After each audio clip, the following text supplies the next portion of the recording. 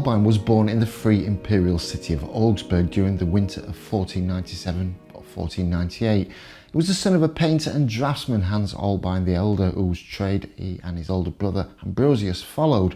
Holbein the Elder ran a large and busy workshop in Augsburg, sometimes assisted by his brother Sigmund, also a painter.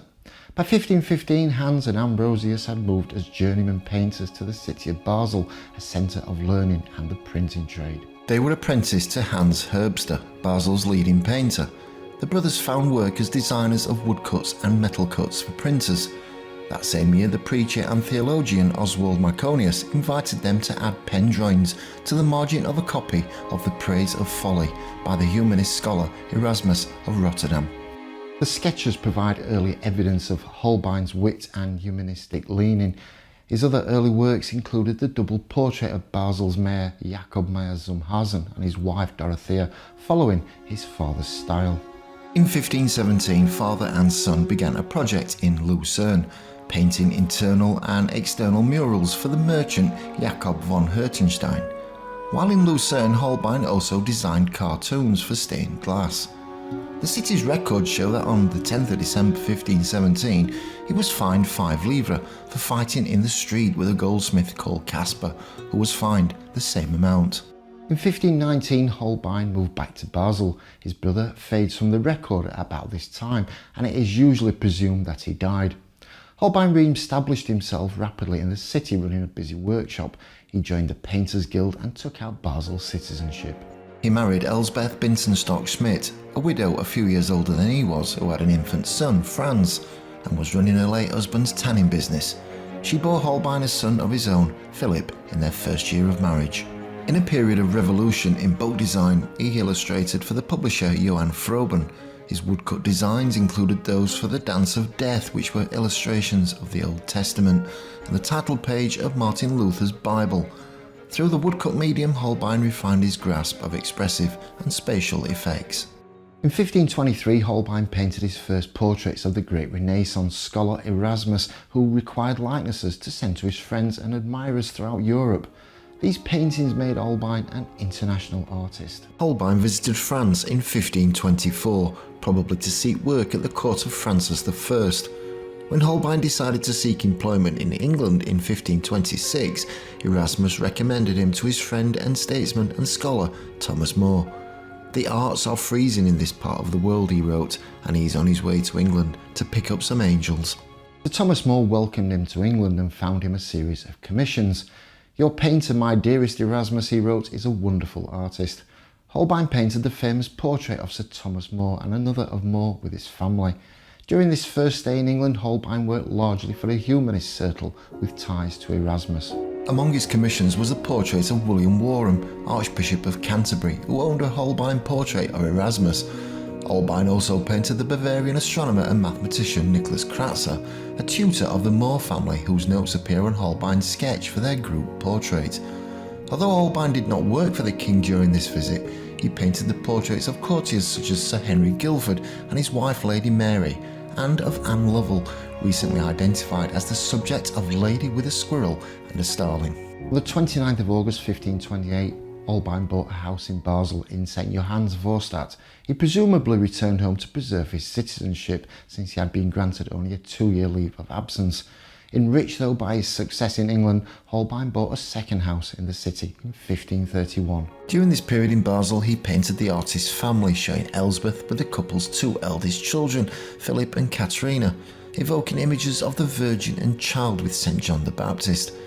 Basel had become a turbulent city in Holbein's absence, and he decided it was time once again to cross the English Channel. Holbein returned to England, where the political and religious environment was changing radically. In 1532, Henry VIII was preparing to repudiate Catherine of Aragon and marry Anne Boleyn in defiance of the Pope, but among those who opposed Henry's actions were Holbein's former host and patron, Sir Thomas More, who resigned as Lord Chancellor in May 1532. The artist found favour instead with the radical new power circles of the Boleyn family and Thomas Cromwell. Cromwell became the King's secretary in 1534, controlling all aspects of the government, including artistic propaganda. But More was executed in 1535 along with John Fisher, whose portrait Holbein had also drawn. Holbein's commissions in the early stages of his second English period included portraits of Lutheran merchants. The merchants lived and plied their trade at the Steelyard, a complex of warehouses on the north bank of the Thames. Holbein rented a house nearby in Maiden Lane. Throughout the Middle Ages, London's import and export trade blossomed.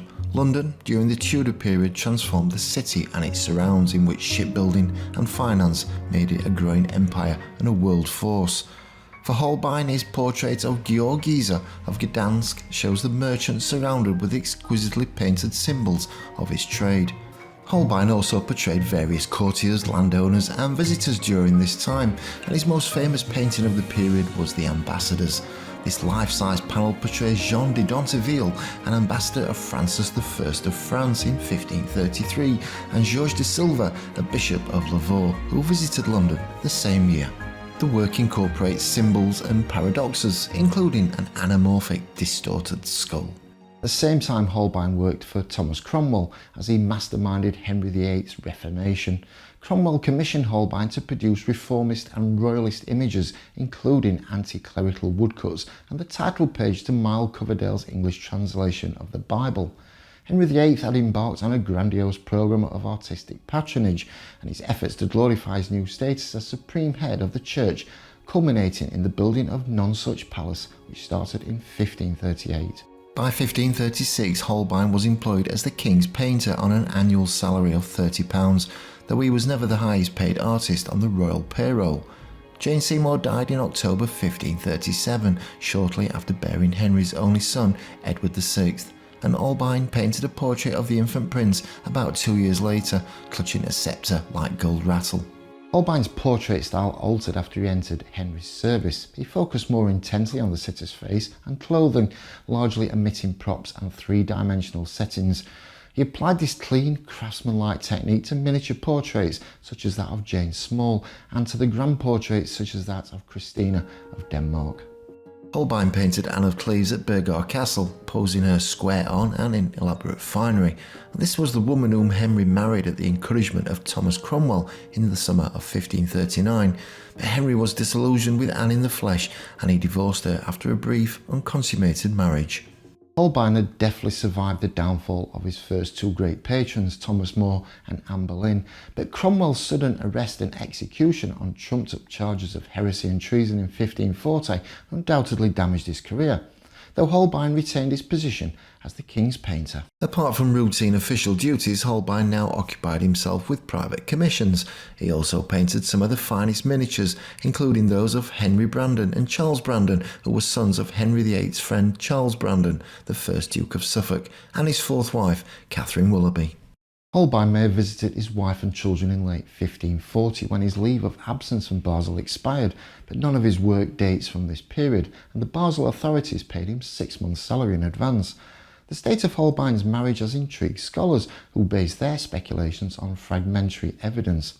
Apart from one brief visit, Holbein had lived apart from Elizabeth since 1532, but his will revealed that he had 2 infant children in England, of whom nothing is known except that they were in care of a nurse. Holbein's unfaithfulness to Elizabeth may not have been new. Some scholars believe that Magdalena Offenberg, the model of the Darmstadt Madonna, and for 2 portraits painted in Basel, was for a time Holbein's mistress. Others dismiss the idea. One of the portraits was of the Lay of Corinth, the mistress of Apelles, the famous artist of Greek antiquity, after whom Holbein was named in humanist circles. Whatever the case, it is likely that Holbein always supported his wife and children. When Elizabeth died in 1549, she was well off and still owned many of Holbein's fine clothes. On the other hand, she had sold his portrait of her before his death. Holbein's fame owes something to that of his sitters. Several of his portraits have become cultural icons. He created the standard image of Henry VIII. In painting Henry as an iconic hero, however, he also subtly conveyed the tyranny of his character. Hans Holbein died between the 7th of October and the 29th of November 1543 at the age of 45. In the 18th century, Holbein found favour in Europe with those who saw his precise art as an antidote to the Baroque. In England, the connoisseur and antiquarian Horace Walpole praised him as a master of the Gothic. Walpole hung his neo-Gothic house at Strawberry Hill with copies of Holbein's and kept a Holbein room. The current scholarly view of Holbein's art stresses his versatility, not only as a printer, but as a draftsman, a printmaker and designer. All in all, Holbein the Younger was simply a stroke of genius.